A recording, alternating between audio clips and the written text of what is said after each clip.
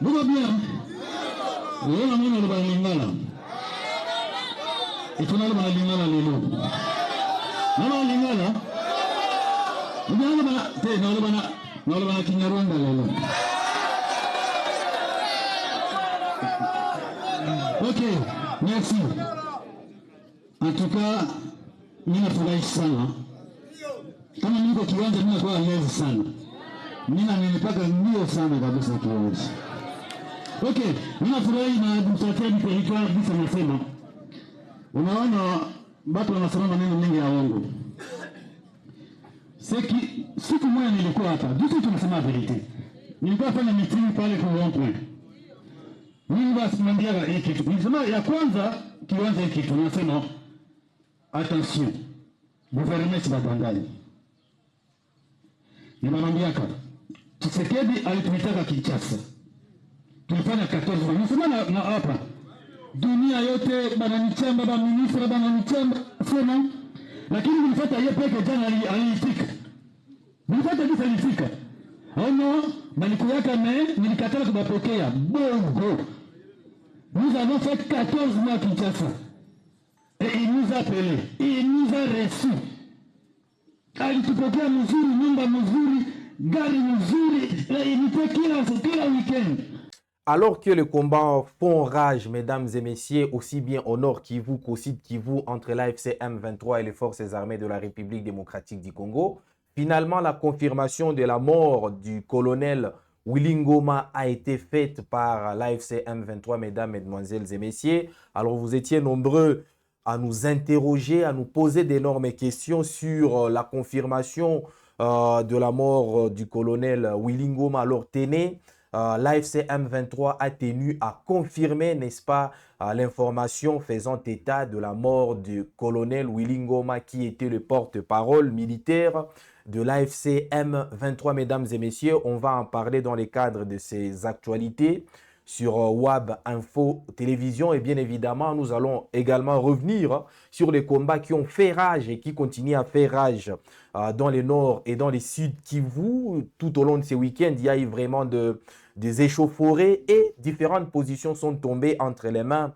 aussi bien de l'AFC M23 que celles de forces armées de la République démocratique du Congo. Vous allez également les découvrir dans le cadre de cette session d'actualité sur WAB Info Télévision. Nous allons également revenir sur les débats autour de fausses communes que les gouvernements provinciaux du Sud Kivu annoncent avoir, n'est-ce pas, découvert à Uvira peu après la sortie ou peu après le retrait de l'AFC M23. Alors pendant ces temps, l'AFC M23 dit ne pas reconnaître, n'est-ce pas, l'existence d'une quelconque fausse commune et donc l'AFC M23 traite le gouvernement provincial du Sud Kivu des menteurs dans les buts, n'est-ce pas, de manipuler l'opinion publique, mesdames, mesdemoiselles et messieurs. Voilà donc l'essentiel sur quoi va tourner ces WAB actualités, sur WAB Info Télévision. Nous vous demandons de nous prêter oreille attentivement et surtout de nous suivre de manière méticuleuse. Nous sommes réalisés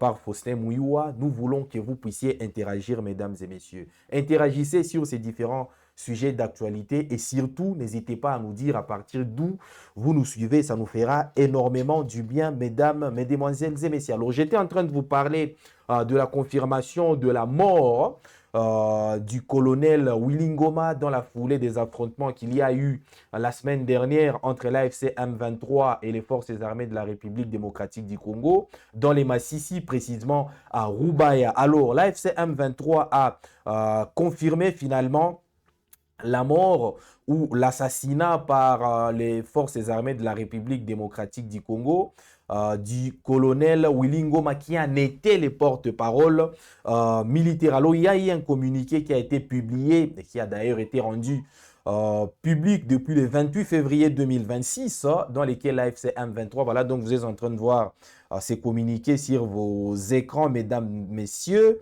Quel est le contenu de ces communiqués? L'AFC M23 informe l'opinion nationale et internationale que le régime de Kinshasa a délibérément bafoué les cessez-le-feu et a imposé une guerre totale à l'AFC M23, faisant de nos soldats et de nos populations civiles la cible principale de ces drones en dehors des lignes de front. Ces violations flagrantes ont coûté la vie à l'un de nos officiers supérieurs de l'armée révolutionnaire congolaise, ARC, le colonel Willy Ngoma, tombé le 24 février 2026 et continue de ôter la vie à de nombreux compatriotes innocents. Ces crimes ne passeront ni inaperçus ni impunis. La mémoire de nos victimes nous oblige et engage notre responsabilité collective. Ces crimes ne resteront pas sans conséquences. Notre devoir est de garantir la protection de nos populations ainsi que nos soldats sur toute l'étendue du territoire national. Nous rappelons que depuis plusieurs semaines, l'Alliance Fleuve Congo mouvement du 23 mars, AFC M23, n'a cessé de dénoncer et d'alerter les partenaires engagés dans le processus de paix au sujet de violations répétées du cessez-le-feu ainsi que de massacres des civils perpétrés par les régimes de Kinshasa dans de nombreuses zones densément peuplées du Nord Kivu et du Sud Kivu, notamment à Kawele, Mweso,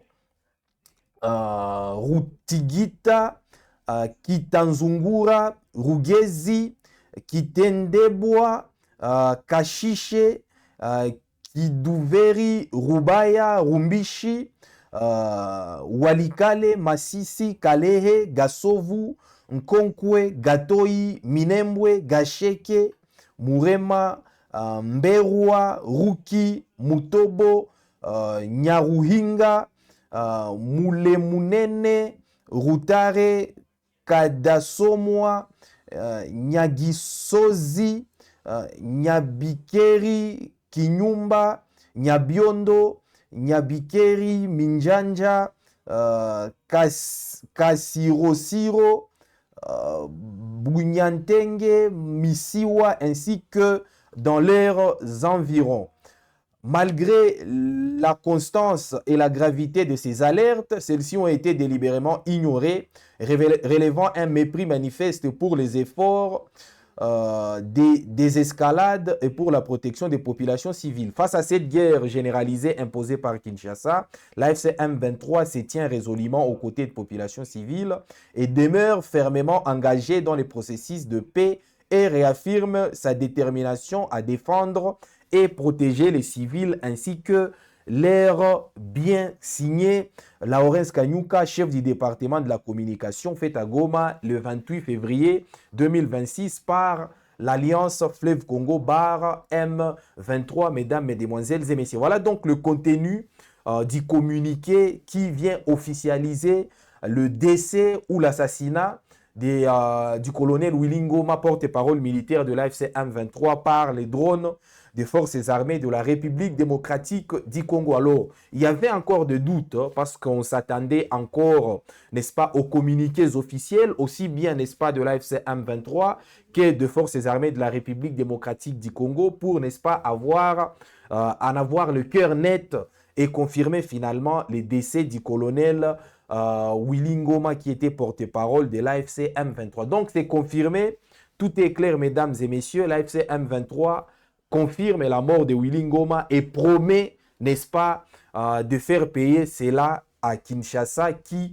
n'est-ce pas, selon ces communiqués de l'AFC M23, ne cesse, n'est-ce pas, de bafouer les cessez-le-feu et imposer une guerre totale à l'AFC M23, faisant des victimes aussi bien dans les rangs de l'AFC M23, c'est-à-dire les soldats de l'AFC M23, que dans les rangs de populations civiles qui vivent, n'est-ce pas, dans des localités dont je venais, n'est-ce pas, d'étayer la liste, mesdames, mesdemoiselles et messieurs. Alors, ces communiqués arrivent au moment où il y a des affrontements terribles sur les terrains. Alors, il y en a eu ces week-ends, notamment dans le nord et dans le sud Kivu, principalement au nord Kivu, dans les Massissi, mais également au sud Kivu, aux alentours de Minembwe. Vous savez, Minembwe, cette cité stratégique qui abrite vraiment une grande communauté Banyamulenge, des rwandophones qui y vivent, mais également des Bavira,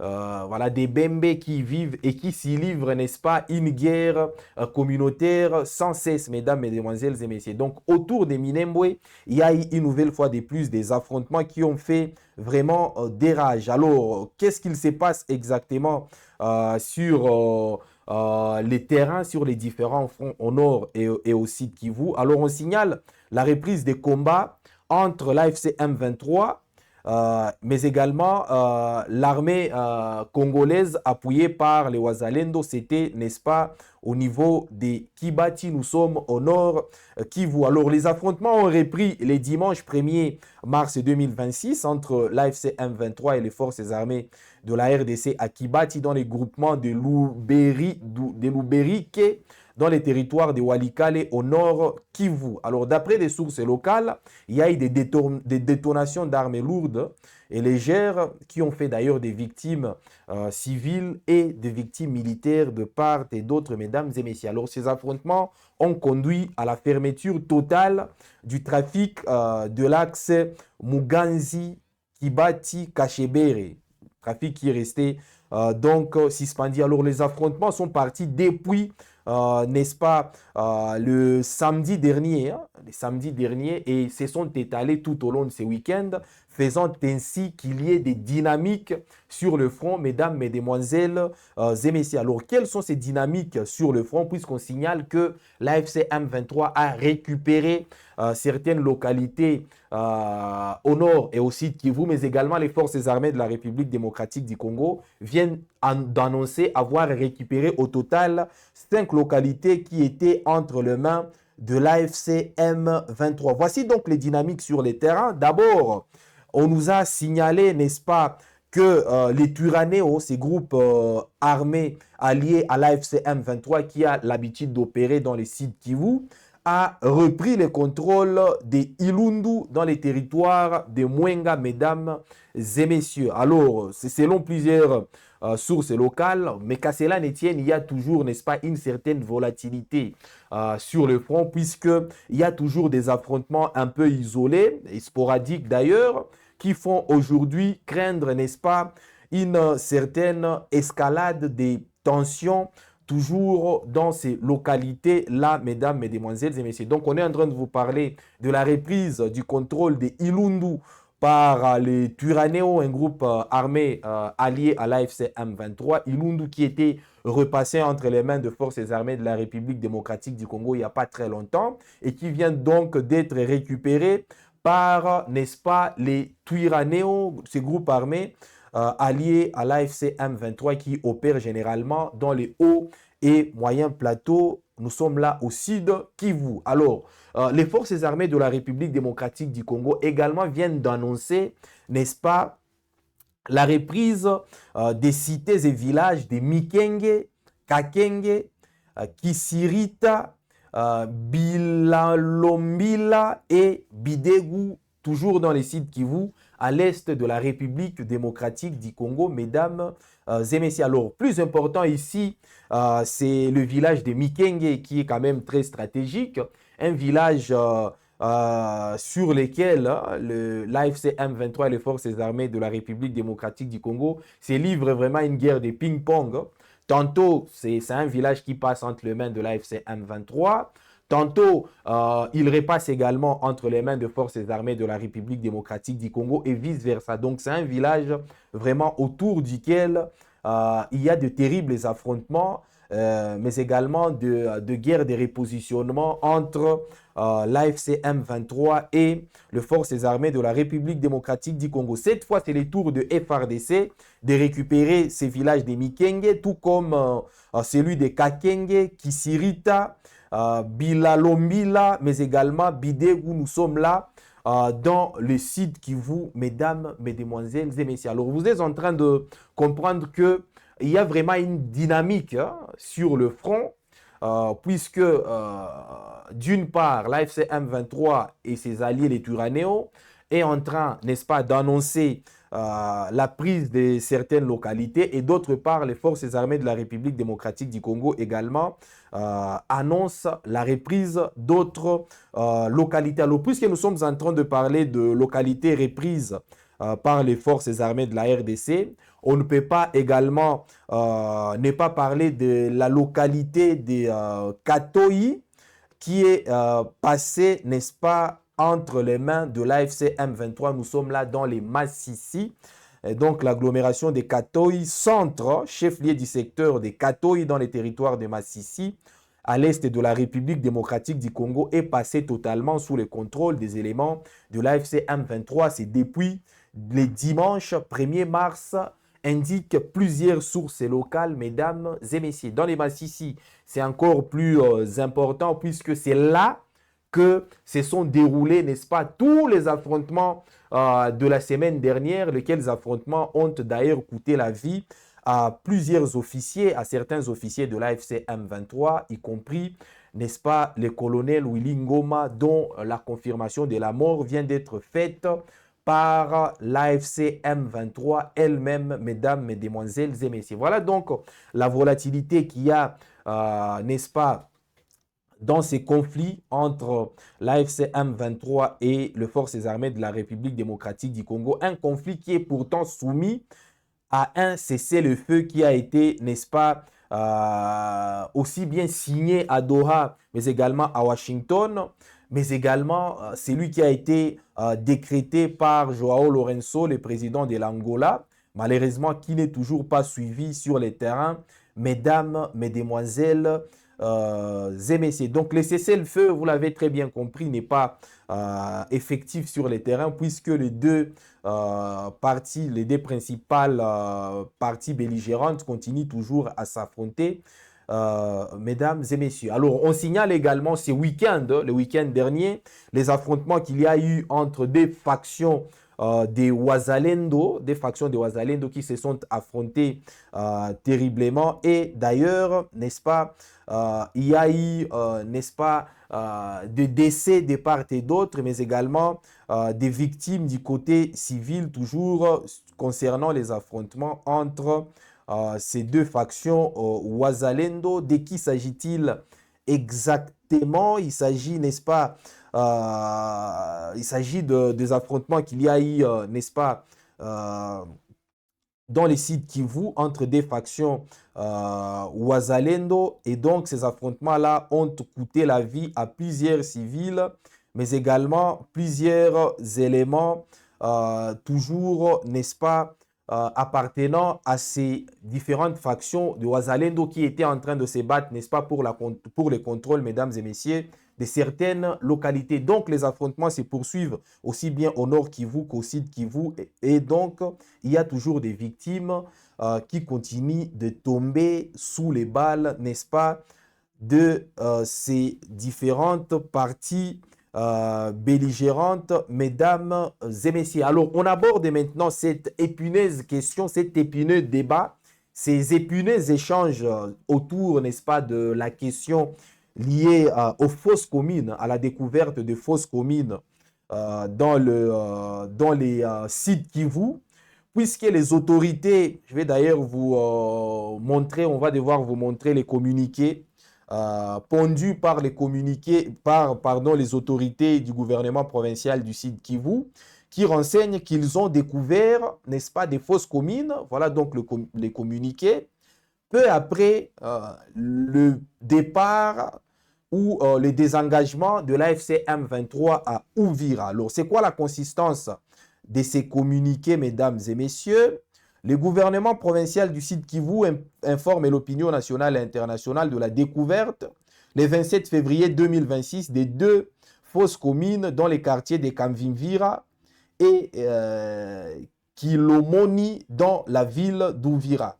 Alerté par les autorités locales, le gouverneur de province, son Excellence Jean-Jacques Pouroussi, a immédiatement instruit les services compétents afin de sécuriser les sites, d'ouvrir les investigations nécessaires et d'identifier les victimes.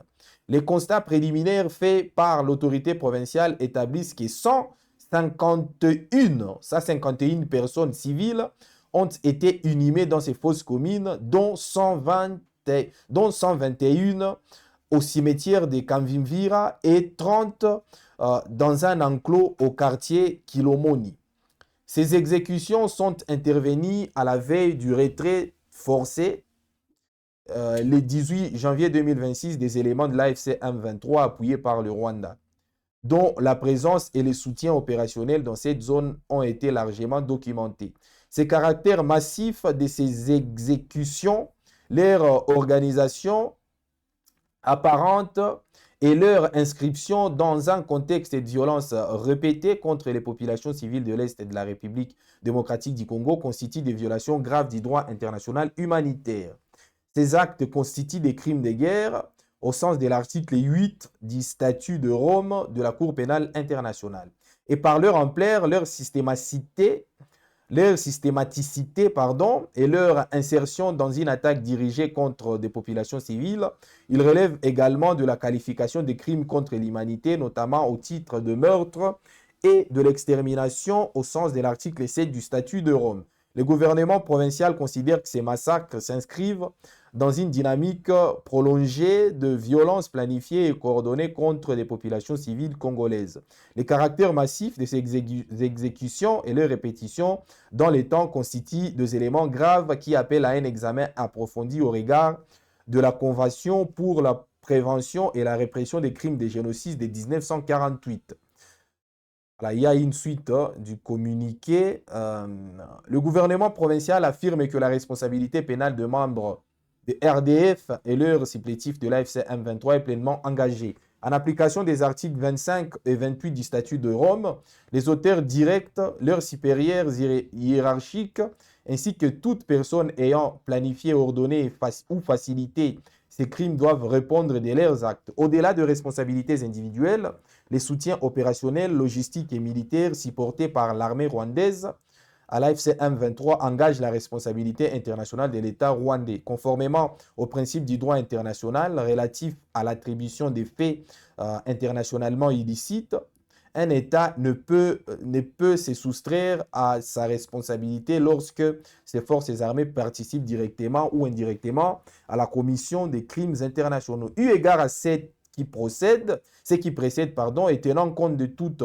considération, le gouvernement provincial du Sud Kivu condamne avec la plus grande fermeté ces massacres, tient le RDF et leurs supplétifs de l'AFC M23 pour responsables des crimes, exige l'ouverture immédiate d'enquêtes internationales indépendantes, demande l'identification et la poursuite des responsables, quels qu'ils soient, sur leur rang ou leur fonction, appelle à des sanctions ciblées contre les auteurs, leurs commanditaires et leurs soutiens, exige l'application intégrale et sans délai de la résolution 2773 du Conseil de sécurité des Nations Unies. Le gouvernement provincial exprime sa profonde compassion aux familles de victimes et réaffirme son engagement total aux côtés du président de la République en collaboration avec le gouvernement central pour que la justice soit rendue et que les crimes ne demeurent pas impunis. Le silence, l'inaction ou la complaisance face à de tels crimes serait une forme de tolérance inacceptable. Signé donc Luganya Bashizi Didier, porte-parole du gouvernement provincial du Sud Kivu, le gouvernement provincial du Sud Kivu qui est établi à Uvira. Donc, le gouvernement provincial du Sud Kivu dit avoir découvert de fausses communes contenant des centaines de corps, on parle, n'est-ce pas, de 151 corps. Mais, à l'inverse, l'AFC M23 nie toute existence de ces fausses communes. Alors, c'est le porte-parole, disons, le chef du département de la communication de l'AFC M23, Lawrence Kanyuka, qui a réagi à ces communiqués qu'il juge mensongers venant, n'est-ce pas, de la part du gouvernement provincial. Alors, c'est quoi la réaction exacte de Lawrence Kanyuka qui a réagi notamment à travers différents canaux, notamment à travers l'agence Reuters? Lawrence Kanyuka a réagi en niant toute connaissance de ces fausses communes pendant la présence de l'AFC M23 à Uvira. Il accuse par ailleurs, donc Lawrence Kanyuka accuse par ailleurs le gouvernement congolais de fabriquer ces accusations ou de les utiliser à des fins de propagande. Donc c'est ça la réaction de l'AFC M23 qui nie catégoriquement l'existence de ces fausses communes auxquelles le gouvernement provincial du Sud Kivu fait allusion. des fosses communes qui contiendraient des centaines de corps. Donc l'AFC M23 nie catégoriquement l'existence de ces fosses communes et trouve plutôt que le gouvernement congolais, Kinshasa, commence à fabriquer, n'est-ce pas, des accusations afin de les utiliser à des fins, vous allez m'excuser de la tautologie, à des fins, n'est-ce pas, de propagande pour, n'est-ce pas, se servir, se nourrir des prétextes afin, n'est-ce pas, de multiplier les attaques contre les positions de l'AFC M23 au moment où le cessez-le-feu doit être de strictes applications, mesdames et messieurs. Donc l'AFC M23 nie catégoriquement ou balaye, n'est-ce pas, la position du gouvernement provincial qui estime que ou qui annonce avoir identifié de fausses communes à Kanvivira et dans différents quartiers, n'est-ce pas, de la ville de Uvira, mesdames et messieurs. Voilà donc ce qui se passe, les accusations, mais également comment dirais-je, l'AFC M23 qui nie catégoriquement et qui balaye, n'est-ce pas, d'un revers de main ces accusations venant du gouvernement provincial qui dit qu'il y aurait des fausses communes que l'AFC M23 aurait, n'est-ce pas, établies à Uvira lors, n'est-ce pas, de son contrôle dans la ville, mesdames et messieurs. Alors, c'est comme ça que nous mettons un terme à cette session d'actualité. Dites-nous ce que vous en pensez, mesdames et messieurs, et ça nous fera énormément du bien. Envahissez notre espace de commentaires pour nous donner vos différents points de vue, pour également nous dire à partir d'où vous captez WAB Info Télévision, et nous serons très heureux, n'est-ce pas, de vous lire et de relayer vos différentes contributions. Alors, WAB Actualité de ce lundi, ce premier lundi du mois de mars, lundi 2 mars 2026, ça n'est fini. Nous étions réalisés par Faustin Mouiwa. Nous sommes très heureux que vous ayez été très nombreux à nous suivre sur ces plateaux de WAB Info Télévision et nous vous fixons rendez-vous à la prochaine occasion.